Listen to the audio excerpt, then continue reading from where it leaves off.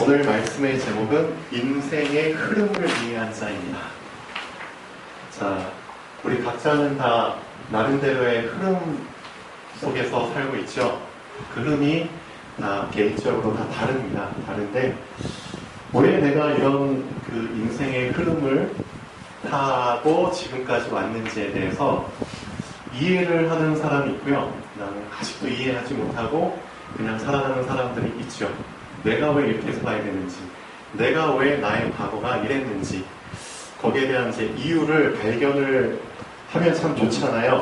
근데 이제 발견하지 못하고 항상 이 퀘스천 마크, 물음표인 상태로 인생을 살아가는 사람들이 사실은 대부분입니다. 내가 왜 태어났는지도 모르고, 내가 왜 이런 경험을 해야 되는지, 내가 왜 이렇게 살아야 돼, 나는 왜 이렇게 살아야 돼. 항상 퀘스천 마크를 달고 살아가는 사람들이 참 많죠.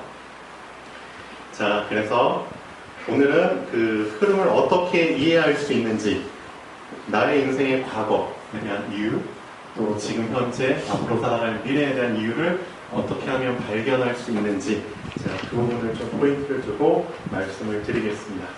자, 우선 오늘 본문을 보면은 이걸 먼저 아셔야 됩니다. 이 흐름을 이해하려면은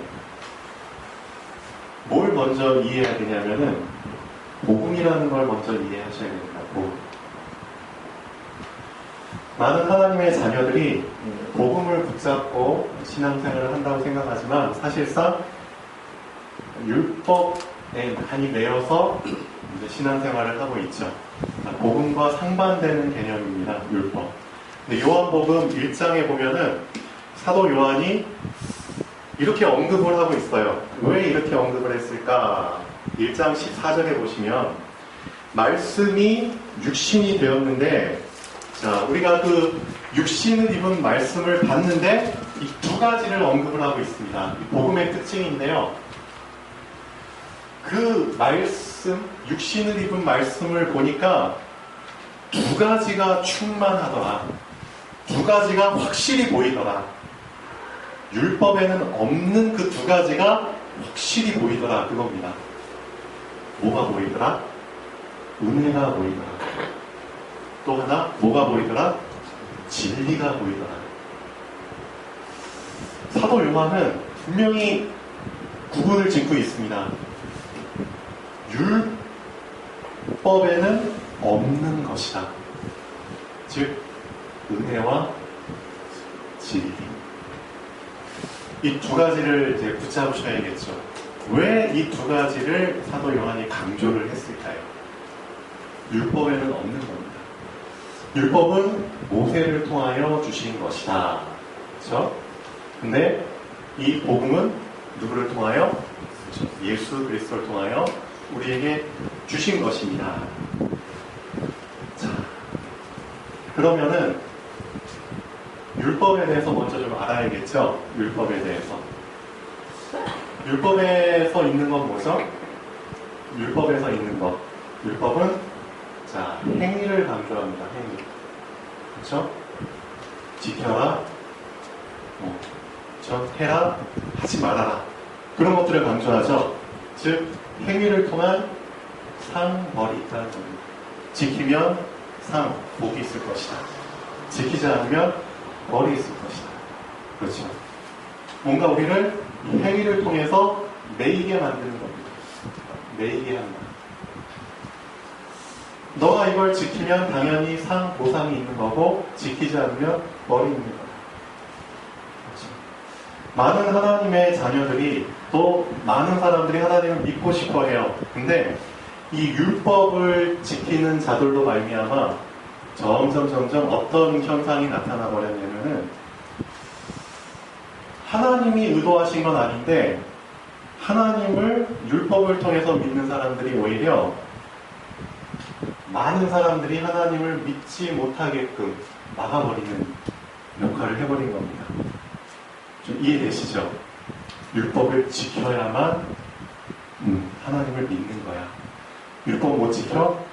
그러면은 난 하나님 믿을 자신이 없어. 차라리 하나님 안 믿을래. 그러니까 미리 제풀에 그냥 기가 죽어가지고 하나님을 믿으려면 율법을 다 지켜야 돼. 근데 못 지키면은 벌 받아, 정죄 받아. 차라리 그럴 바에는 나 하나님 그냥 포기할래. 그렇죠? 근데 율법을 주신 목적은 그게 아니거든요. 근데 율법을 지키는 사람들이 그렇게 만들어 버린 겁니다. 본인들은 하나님을 잘 믿기 위해서 율법을 지킨 건데, 그런데 오히려 그게 많은 사람들로 하여금 하나님을 믿지 못하도록 막아버리는 장애물 역할을 해버린 거죠. 요즘도 많은 사람들이 그래요. 진짜 복음은 만민에게 주어진 거거든요. 그렇죠? 모든 사람이 그렇죠? 어떤 자격이나 제한 조건 없이 누구나 믿을 수 있도록 열려진 겁니다. 맞죠?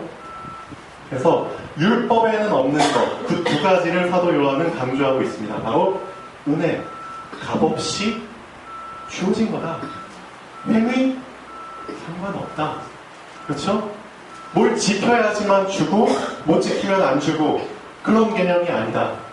값없이 주어진 것이다. 또 하나, 율법 이 행위를 통해서는 우리를 매이게 만들잖아요.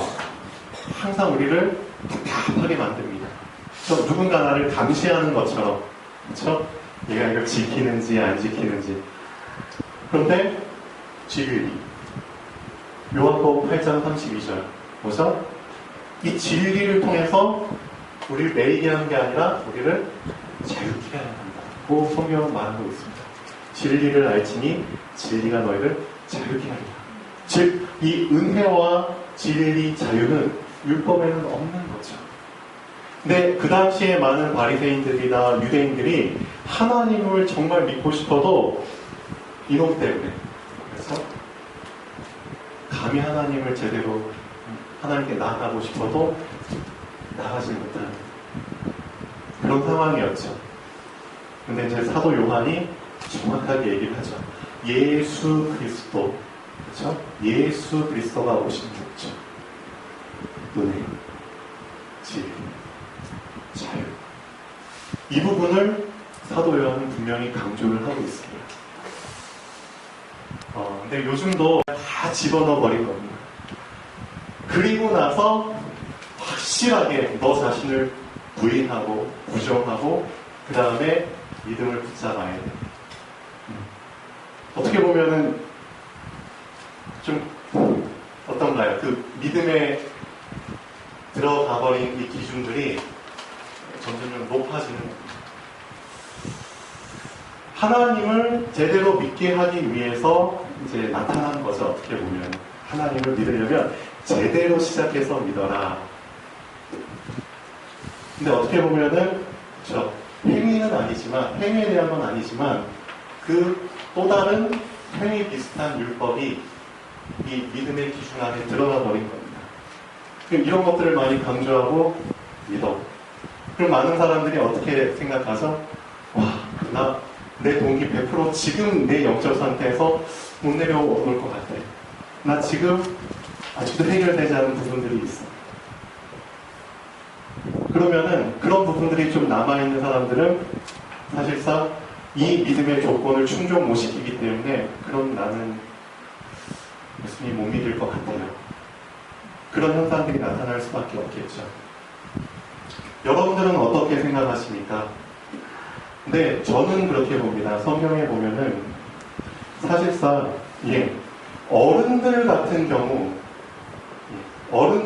경우는 충분히 이런 부분이 이해가 될 수 있어요. 근데 어린아이 같은 경우는 지금 그 수많은 어린아이들, 교회 다니는 아이들이 있잖아요. 그 아이들 시간표에서 기껏해야 8살, 9살, 10살 난 아이들, 우리 자식들, 손주들한테 너 자신 확실히 분리돼.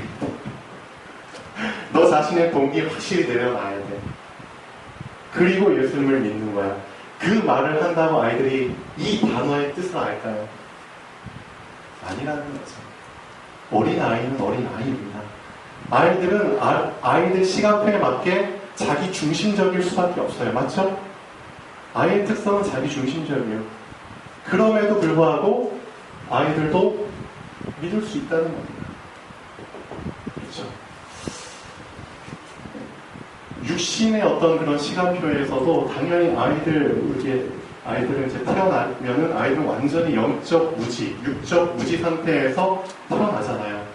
그래도 자식은 자식이잖아요. 신분 자체가 자식이잖아요. 그러면 걔네들이 태어나서 자라면서 슬슬슬 지성과 인성, 그렇죠? 영성, 그런 부분이 성장하면서 깨달아간다는 거죠. 근데 처음부터 확실하게 모든 걸 충족시킨 상태에서 이걸 충족 못하면은 너는 자식이 아니야. 그런 조건은 사실상 적용이 안 된다는 거죠. 근데 이제 그 의도나 의미들은 우리가 충분히 알죠. 왜냐면은 너무나 요즘 시대에 이 복음이라는 게 가치가 많이 훼손되고, 그렇죠? 많은 사람들이 복음을 다 자기 목적을 이루기 위해서, 자기 중심적인 걸 더 이루기 위해서 믿으니까 그게 너무나 그것도 안 되는 거잖아요. 그렇죠? 그래서 이제 이거를 확실히 구분하기 위해서 예를 들면 믿으려면 제대로 믿어라. 여기까지는 좋아요.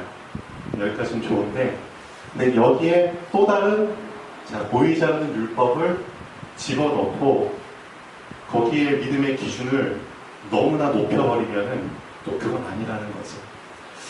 어찌됐든 그렇습니다. 예. 그래서 분명히 사도 요한은 오늘 성경 말씀 보는 것처럼 율법은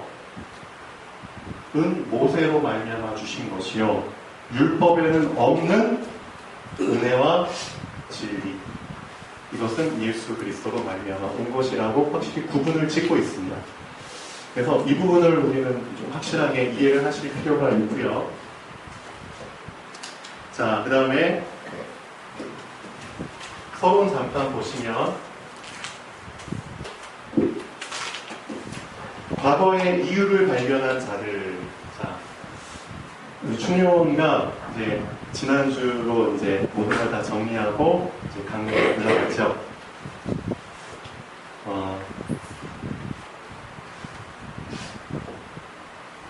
이해하셨나 모르겠습니다. 분명히 이제 하나님께 기도를 하는 가운데 답답겠죠, 충룡이도. 1년 동안, 예를 들면 이제 1년 동안 그 아빠와 이제 열심히 진주에 가서 이제 건축에 관련된 일을 했죠. 근데 왜 거기에 내려가게 됐는지, 1년 전에 왜 거기에 내려가게 됐는지에서부터 왜 하나님께서 1년 동안 거기에서 있게 하셨는지부터 왜 또 다시 강릉으로 올라올 수밖에 없는 상황이 생겼는지, 이런 상황들이 사실상 그렇죠? 그 인생의 흐름, 복음 안에서의 흐름을 이해하면 이제 다 해석이 될 수 있는 상황들이겠죠. 예. 그런 부분들을 한번 오늘 성경을 통해서 짚고 넘어가면 좋겠습니다. 첫째, 렘넌트 7명 중에서 처음 요셉. 요셉은 우리가 다 알고 있는 부분이죠. 사실상 제가 볼 때는 바로왕 앞에 서기 전까지는, 바로왕 앞에 서기 전까지는 30살이죠. 30살이 될 때까지는 왜 요셉이 17살 때 형들한테 배반당해가지고 노예로 팔려가고, 그 다음에 보디발의 집에서 총무하다가 또 정치범들 갇히는 감옥에서 평생 종신형을 살아야 되는지에 대한 답이, 확실한 답이 안 나왔을 것 같아요. 분명히 요셉은 하나님을 잘 믿고 있죠. 믿고 있지만, 그 흐름 속에 있지만, 바로왕 앞에 서서 바로왕의 꿈을 해석해주고 바로왕의 입을 통해서 너는 내일부터 국무총리야, 이 말이 떨어지기 전까지는 사실상 왜 나의 30살 될 때까지의 나의 과거의 흐름은 이랬는지에 대한 답이 확실하게 내려지진 않았을 것 같아요. 그래서 오늘 말씀의 결론을 먼저 보시면, 나 중심의 삶에서 하나님 중심의 삶으로 이제 갈아타야죠. 먼저 이 갈아탄 사람은 나의 과거의 이유를 명확하게 확실하게 알 수 있는 그 시점이 온다는 겁니다. 확실하게 풀어서 해석될 수 있는 그 시점을 하나님이 허락해 주신다는 겁니다. 그 시점이 요셉한테는 바로 앞에 선 그 날이죠. 근데 그 서기 바로 전까지는 명확히 알 수 있는 그 시점이 아직은 허락이 안 됐겠죠. 분명히 옵니다. 누구한테나. 아하, 하나님이 그래서 나에게 이러이러한 과거의 흐름 속에 있게 이런 코스를 거치도록 허락하셨구나. 우리가 이제 고급 음식점 가면 코스 요리들 나오잖아요. 근데 그 코스 순서가 다 이유가 있는 메뉴들 순서로 쫙 구성되어 있습니다. 그 되게 의학적으로도 좀 관련 있게 코스 요리가 이제 딱 순서가 정해지는데요. 처음에는 이제 뭐죠? 우리의 부담이 없도록 먼저 미각을 돋궈주는 그런 메뉴들이 먼저 나오죠. 간단한 에피타이저 같은 것들이. 그러면서 슬슬 좀 자극되는 그런 요리들로 이제 쭉 순서가 매겨집니다. 그 다음에 처음부터 자극적인 맛을 내는 요리를 내면은 그 다음 요리는 맛을 느끼지 못하게 되잖아요. 그러니까 좀 덜 자극적인 미각을 주는 것들을 또 앞에 배치하겠죠. 코스 요리도 다 이유가 있는 겁니다. 순서가 있는 거죠. 그런 것처럼 하나님께서도 나의 인생의 흐름, 그 과거의 흐름 속에서 허락하신 일들이 다 그런 코스가 있다는 겁니다. 그걸 알고 계셔야 됩니다. 그것들을 단번에 이제 확실하게 명확하게 꿰뚫고 이해할 수 있는 그 시점을 허락하신다는 거죠. 그 날이 올 때까지는 잘 해석이 안 될 수도 있어요. 두 번째, 누구죠? 모세.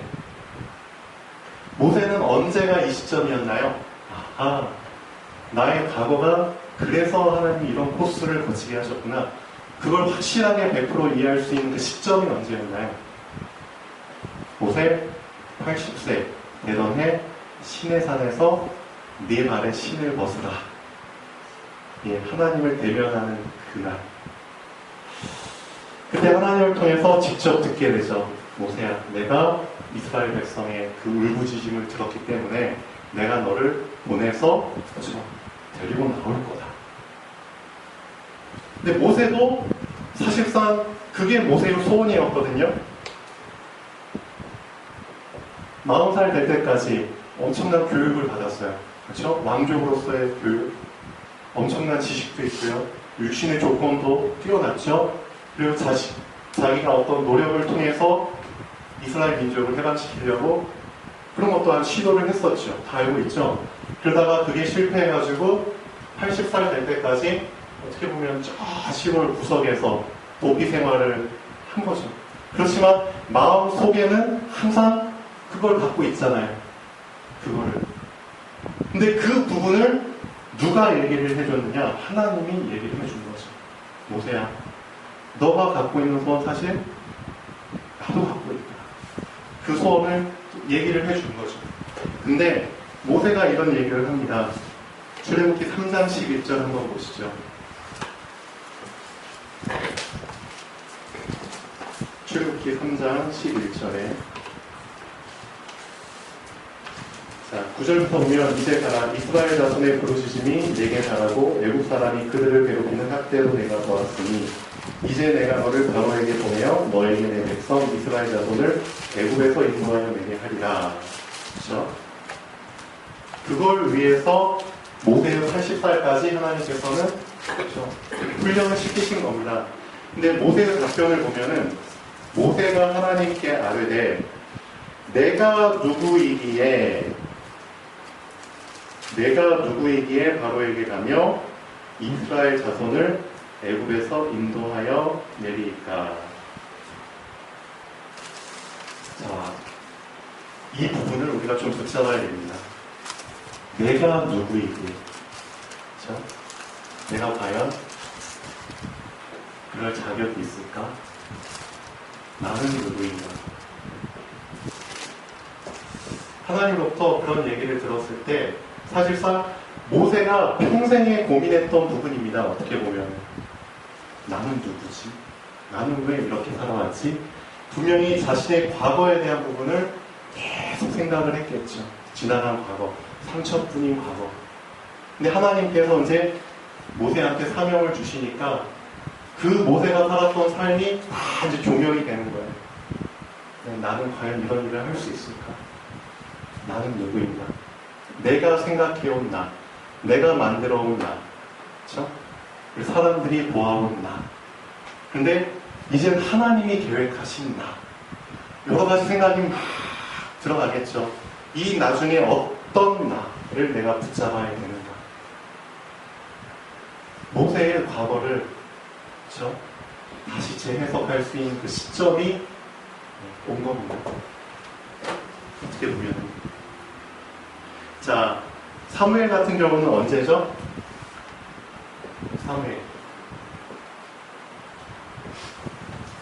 사무엘은 어렸을 때 이미 이제 알게 되죠. 그 시점이 오죠. 사무엘상 3장에 보면은 그 하나님의 그 이상도 희미해져 가고 말씀도 끊어져 버리고 그때 이제 엘리 제사장 있잖아요. 엘리 제사장은 제사장인데도 불구하고 하나님의 음성을 못 들은 지 오래됐죠. 근데 하나님께서 누군가에게 얘기해 주셔야 되잖아요. 그래서 어린 사무엘, 언약궤 옆에서 자고 있는 사무엘한테 하나님이 말씀을 주시죠. 사무엘아, 사무엘아. 아마 어렸지만 사무엘이 좀 이때, 그쵸? 그 시점을 알게 된 것 같아요. 왜 나는 내 또래 애들하고 같이 놀지 못하고, 그쵸?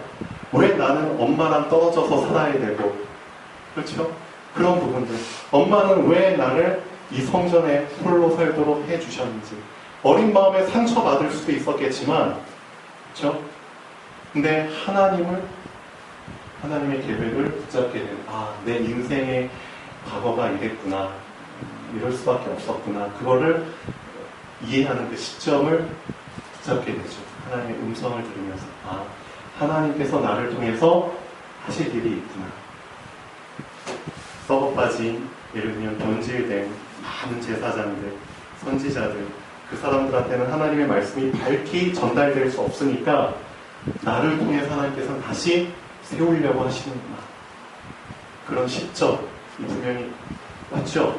그 다음에 다윗 같은 경우는 언제가 시점이었죠? 골리앗 앞에 섰을 때, 골리앗을 내칠렀을 때, 하나님께서 왜 나를 형제들로부터 떨어뜨려서 다른 형들로부터 좀 분리시켜가지고 나를 왜 왕따 비슷하게 홀로 있으면서 하나님과 기도할 수 있도록, 하나님께 기도할 수 있도록 양을 치면서 그런 시간을 보내게 하셨는지. 엘리사도 마찬가지입니다. 열왕기상 19장 16절에서 19절까지 한번 보시죠. 열왕기상 19장 16절에서 19절까지. 자, 하나님이 엘리야한테 미션을 주시죠. 너는 또 님시아를 예후에게 기름을 부어 이스라엘의 왕이 되게 하고, 또 아벨 모홀라 사밧의 아들 엘리사에게 기름을 부어 너를 대신하여 선지자가 되게 하라. 이미 하나님께서는 엘리사를 엘리야의 후계자로 정해놓으셨습니다. 근데 엘리사는 잘 모르고 있죠. 모르고 있지만 어떤 준비를 하고 있었느냐. 자기 밭에서 소를 이렇게 끌면서 이제 밭을 가잖아요. 그런데 어느 정도의 그릇이었냐.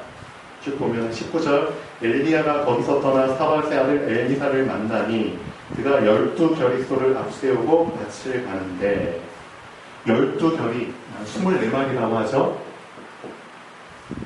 이 24마리의 소를 한 사람이 붙잡고 밭을 간다는 게 좀 보진 못했는데 보면은 진짜 엄청날 것 같아요. 이렇게도 할 수 있겠구나. 그만큼 그릇이 크다는 거죠. 근데 참 대단한 게 엘리야가 그냥 거북만 던져줬잖아요. 근데 엘리사는 이미 그게 어떤 의미인지 사인을 알고 있었다는 겁니다. 그럼 평소에 엘리사는 이미 어떤 사람이었냐? 하나님께 정말 쓰임받고 싶어하는 그 중심이 항상 있던 사람이었다는 거죠. 근데 하나님이 언제쯤 나를 불러주실까? 그렇죠? 언제쯤 나를 불러주실까? 난 이렇게 큰 그릇으로 나를 준비해서 지금 항상 스탠바이 하고 있는데, 근데 이제 거기에 엘리야가 딱 온 겁니다. 그리고 겉옷을 탁 던져줬죠. 그러면 그 시점이 엘리사에게는 나의 과거가 해석되는 시점이겠죠. 누구한테나 이제 그런 시점들이 옵니다. 자, 바울 같은 경우도 사도행전 9장 15절 한번 보시죠. 바울.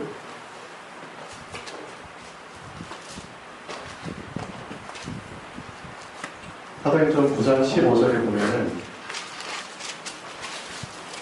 먼저 아나니아한테 예수님께서 말씀하시잖아요. 아나니아한테. 자, 10절부터 보시면 다메섹에 아나니아라는 제자가 있는데 기도하는 중에 환상 중에 불러 이르시되 아나니아야 일어나 집가라는 거리로 와서 자 사울이라는 사람을 찾아라. 그가 기도하는 중이다. 근데 아나니아는 이미 그 사울이 자 내가 여러 사람에게 듣사온즉 그가 예루살렘에서 주의 성도에게 적지 않은 해를 끼쳤다 하더니 여기서도 주의 이름을 부르는 모든 사람을 결박할 권한을 대제사장들에게 받았나이다 하거늘. 자, 아나니아가 예수님께 얘기를 합니다. 사울이라는 사람은 우리 예수 믿는 자들을 잡아 죽이기 위해서 온 사람입니다. 근데 왜 그 사람한테 가야 됩니까? 자, 예수님이 이렇게 말씀하시죠. 사도 사울이 유대인이잖아요. 유대인 중에 유대인, 바리새인이잖아요. 율법으로 똘똘 뭉친, 율법을 가지고 논쟁을 하면은 이길 사람이 없었던 엄청난 지식으로 충만한, 율법으로 완전히 정리가 된 이 사람 앞에서는 그 어느 복음을 갖고 있는 사람이 만나서 논쟁을 펼쳐도 못 이길 만큼 율법에 정통한 사람이에요. 근데 이 사도 바울이 예수님을 다메섹 거리에서 직접 만나버리죠. 그리고 환상 중에 예수님이 자 사도 바울을 꺾어버립니다. 그 순간 그 시점이 사도 바울한테는 이제 자기의 인생이 재해석되는 시점이죠. 왜 나를 유대인으로 태어나게 하셨고 왜 나를 다른 사람들과는 다르게 바리새인 중에 바리새인처럼 율법에 정통한 사람으로 만드셨는지 거기에는 답이 나옵니다. 그게 바로 사도행전 9장 15절. 그 이유는 바로 예수님이 말씀하셨죠. 이 사람은 내 이름을 누구에게 전하기 위하여? 이방인에게, 임금들에게, 이스라엘 자손들에게 전하기 위하여 택한 나의 그릇이다. 율법을 확실히 붙잡고 있다가 율법이 이제 깨져버린 겁니다. 어떻게 보면 이걸 경험한 사람만이 사실상 이방인에게 복음을 전할 수 있습니다. 이해되시나요? 이방인한테 정확한 정말 은혜와 진리의 복음을 전하려면은 율법을 누구보다도 확실히 알고 저 정리한 사람이 율법이 깨져버리는 그걸 경험해야지만 이방인한테 복음을 전할 때 율법이 섞이지 않은 복음을 전할 수 있습니다. 네. 그리고 이스라엘 자손들, 그 율법에 매여있는 이스라엘 자손들한테 복음을 전할 수 있죠. 그걸 위해서 하나님께서 나에게 율법을 공부하게 하셨고, 그렇죠? 율법의 최고 수준까지 이해할 수 있도록 하셨구나. 그런데 그 율법으로는 안 된다는 것을 직접 예수님께서 나타나서 깨버리시고 복음, 은혜와 진리를 붙잡게 하시고 사도 바울한테는 하나님께서 이런 계획을 갖고 계셨기 때문에 이런 과거를, 이런 코스를 밟도록 허락하셨구나. 그런 해석이 나오겠죠. 자, 그래서 과거의 이유를 발견한 사람들, 우리도 마찬가지입니다. 내가 나 중심의 삶에서 나름대로 하나님 중심의 삶으로 우리가 갈아타고 흐름 속에서 인도받고 있잖아요. 그러면 분명히 나의 과거의 이유를 명확하게 발견할 수 있는 그 시점을 하나님이 허락해 주십니다. 예, 그래서 그 부분을 좀 경험하는 시간표가 분명히 올 걸로 믿고요.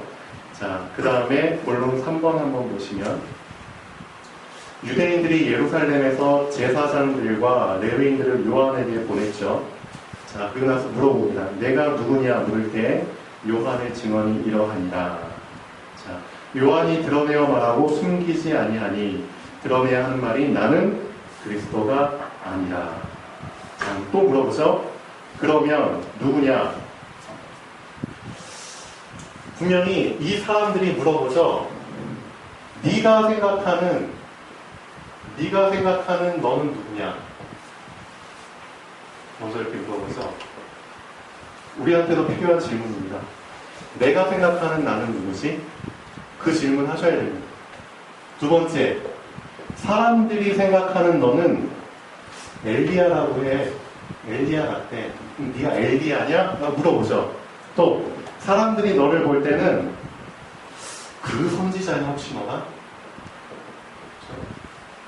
사람들이 생각하는 나.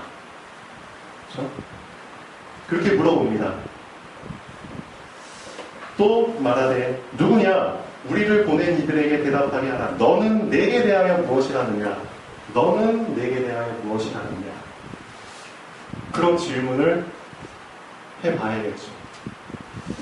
자, 그런데 분명히 얘기를 하죠. 이르되 나는 선지자 이사야의 말과 같이 하나님이 계획하신 날을 얘기하죠. 세례요한은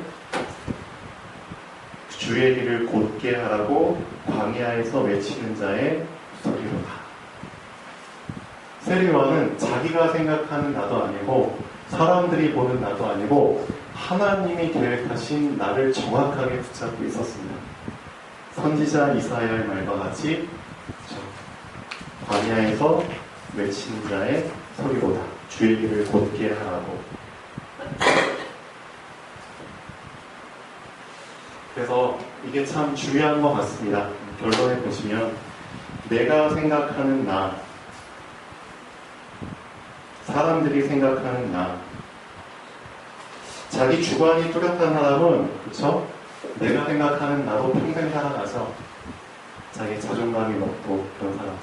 근데 자기 자존감이 참 낮고 주관이 막 부족한 사람은 사람들이 생각하는 나로 살아가죠. 그렇죠? 그 사람들의 그 기준에 맞추기 위해서 사람들이 말하면은 이렇게 휩쓸려가는 그런 나로 살아갑니다. 둘 중에 하나입니다. 대부분의 사람들이 그냥 자기 주관대로 내가 생각하는 나로 살아가든 아니면 사람들이 원하는 나로 살아가든 그 두 가지의 모습을 갖고 살아가는데 그게 아니라는 겁니다. 진짜 하나님이 계획하신 내가 있다는 거죠. 그거를 발견해라.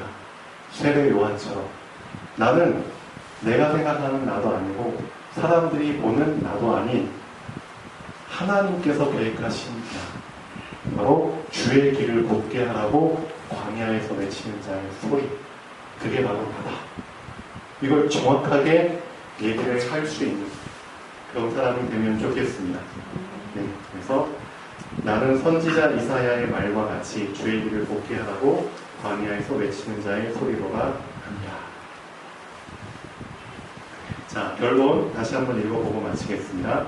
나 중심의 삶에서 하나님 중심의 삶으로 갈아타는 사람은 나의 과거의 이유를 명확히 알 수 있는 시점을 하나님이 허락해 주십니다.